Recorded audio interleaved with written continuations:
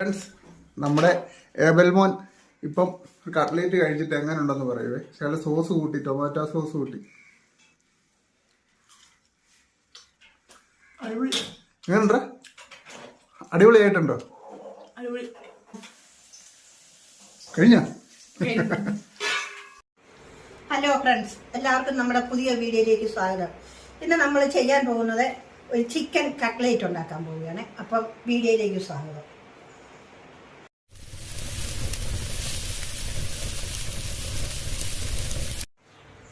തീ കത്തിച്ച് നമുക്ക് പാത്രം അടുപ്പിൽ വെക്കാം.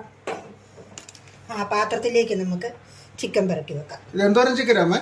ഇത് 300 ഗ്രാം ചിക്കനും അതിന് 300 ഗ്രാം കിഴങ്ങും കൂടെ വേണം. അപ്പോൾ നമ്മൾ ഇത് അടുപ്പേ വെച്ചിട്ട് വേണം കിഴങ്ങ് വേറെ പാത്രത്തിൽ പുഴുങ്ങിയെടുക്കണം. ചിക്കൻ വേവിച്ചെടുക്കാം അല്ലേ? ചിക്കൻ നമുക്ക് വേവിച്ചെടുക്കാം. അപ്പോൾ നമുക്ക് ചിക്കൻ വേകാനുള്ള വെള്ളം, ഇതിന് 1 ഗ്ലാസ് വെള്ളം ഈ ചിക്കനകത്ത് ഒഴിക്കുകയാണ്. അതിൻ്റെ കൂട്ടത്തിൽ നമുക്ക് ശകലം കുരുമുളക് പൊടി ഇട്ട് കൊടുക്കണം. ഇനി അതിലേക്ക് നമുക്ക് ശകലം ഉപ്പ് പൊടി ഇട്ട് കൊടുക്കാം. ഇനി നമുക്ക് മൂടി വെച്ച് അത് വേകട്ടെ.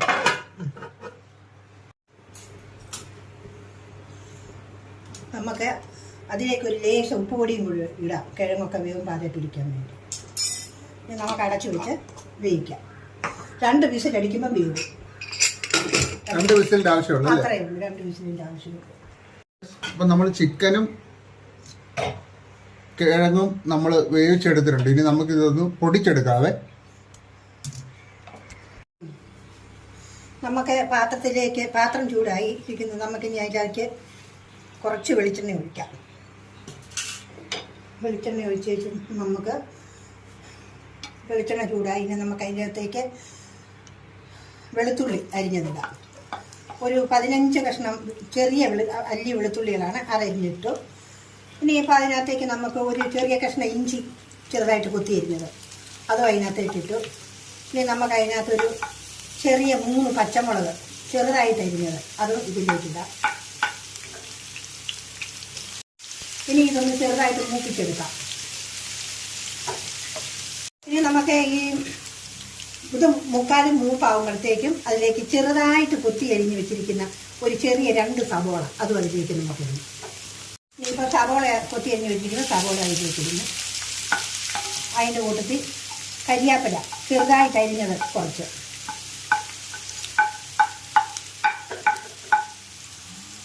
അതിലേക്ക് നമുക്ക് ഒരു ചെറിയ സ്പൂണിൻ്റെ പകുതി ഉപ്പ് ഇട്ട് അത് നല്ലതുപോലെ ഒന്ന് ഇളക്കി മൂപ്പിച്ചെടുക്കാം.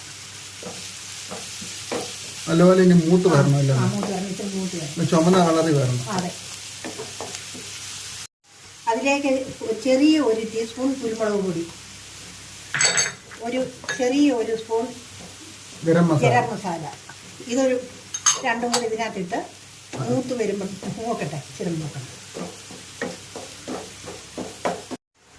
ഇനി അതിലേക്ക് നമ്മൾ ഈ ചിക്കൻ ഇട്ട് ഇളക്കാൻ പോവുകയാണ്.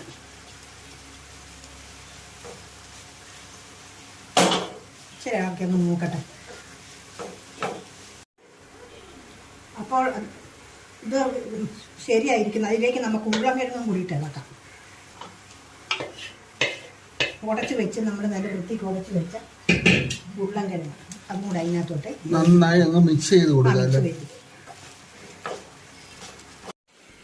അപ്പോൾ നമ്മൾ കട്ട്ലേറ്റ് ഉണ്ടാക്കാനുള്ള സാധനങ്ങളെല്ലാം തയ്യാറാക്കി റെഡിയാക്കി എടുത്തിരിക്കുന്നു. ഇനി നമുക്കത് ശകലം നേരം ആറുന്നതിന് വേണ്ടി വെയിറ്റ് ചെയ്യാം.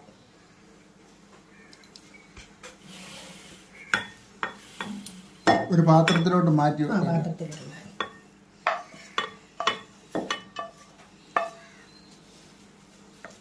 ഫ്രണ്ട്സ്, അപ്പോൾ ഇത് നല്ലപോലെ ഒന്ന് ആറി വരട്ടെ. കട്ട്ലേറ്റ് ഉണ്ടാക്കാൻ വേണ്ടിയിട്ട് നമുക്ക് 2 സാധനം കൂടെ ആവശ്യമാണ്. ഒന്ന്, മുട്ട പൊട്ടിച്ച് നല്ലപോലെ അടിച്ചെടുക്കണം. എത്ര മുട്ട ഉണ്ടമ്മേ? ഇത് ഞാനൊരു 4 മുട്ട പൊട്ടിച്ചടിച്ചെടുത്തിട്ടുണ്ട്. ഇത് റൊട്ടി പൊടിച്ചതാണ്. അത് പൊടിച്ചത്. അപ്പം നമുക്ക് അതും ആവശ്യമുണ്ട്. അപ്പോൾ നമുക്ക് ഇത് കട്ട്ലേറ്റ് രൂപത്തിലൊന്ന് ഉരുട്ടിയെടുക്കാം.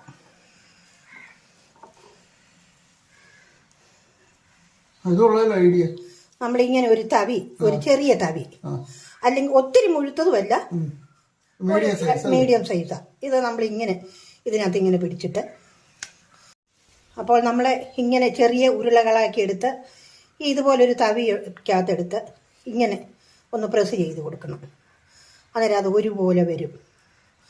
അങ്ങനെ ആകുമ്പം നമുക്ക് അല്ല പിന്നെ കയ്യിലിട്ട് പതുക്കുന്നതിലും ഞാൻ ഇങ്ങനെ ചെയ്ത് പിടിച്ചുകൊണ്ട് ഇങ്ങനെ ഈ ആകൃതി ഇതാണ് അതിൻ്റെ വലിപ്പം. അങ്ങനെ നമ്മൾ അപ്പോൾ നമുക്ക് ഉണ്ടെല്ലാം ഉരുട്ടിയെടുക്കാം. അപ്പോൾ നമ്മൾ ലാസ്റ്റ് കട്ട്ലേറ്റും ഉരുട്ടിയെടുക്കുവാണ്.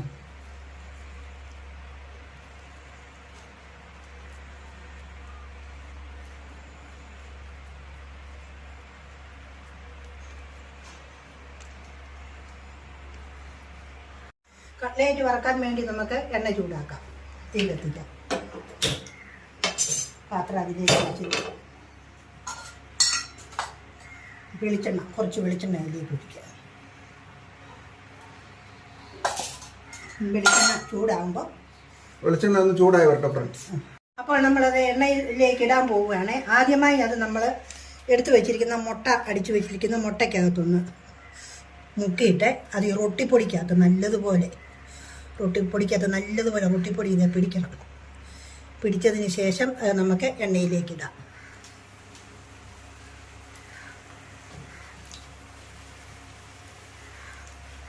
എണ്ണ നല്ലപോലെ തിളയ്ക്കുന്നുണ്ട്. എണ്ണ നല്ലപോലെ തിളച്ച് കഴിയുമ്പോഴേക്കും നമുക്ക് തീ അല്പം കുറച്ച് വെക്കണം.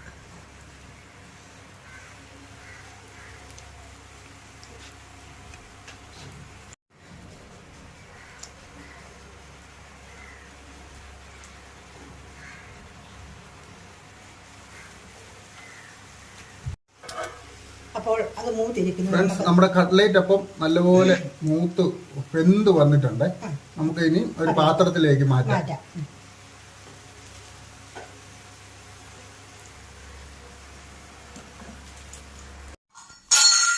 ഫ്രണ്ട്സ് അപ്പം നമ്മുടെ കട്ട്ലേറ്റ് കണ്ടില്ലേ, നല്ല അടിപൊളിയായിട്ടുണ്ട് കേട്ടോ. നല്ല സൂപ്പർ ടേസ്റ്റാണ്. നിങ്ങൾ കഴിച്ചു നോക്കിയായിരുന്നു. അപ്പോൾ എല്ലാവരും ഇതുപോലെ ഒന്ന് ഉണ്ടാക്കി നോക്കണം കേട്ടോ. അപ്പം ഞങ്ങൾ ഇതുപോലെ ഒരു അടിപൊളി ഒരു കുക്കിംഗ് വീഡിയോ ആയിട്ട് വരുന്നതായിരിക്കും. എല്ലാവരും ഞങ്ങളുടെ ചാനൽ ഒന്ന് സബ്സ്ക്രൈബ് ചെയ്ത് ഞങ്ങളെ ഒന്ന് സപ്പോർട്ട് കൂടെ ചെയ്യണേ. അപ്പോൾ ഓക്കെ, ബൈ ഫ്രണ്ട്സ്. നമ്മുടെ ഏബൽമോൻ ഇപ്പം കട്ട്ലേറ്റ് കഴിച്ചിട്ട് എങ്ങനെ ഉണ്ടെന്ന് പറയുവേ. ചില സോസ് കൂട്ടി, ടൊമാറ്റോ സോസ് കൂട്ടി. എങ്ങനെയുണ്ടോ? അടിപൊളിയായിട്ടുണ്ടോ? ചൂട് കട്ട്ലേറ്റ് ആണോ?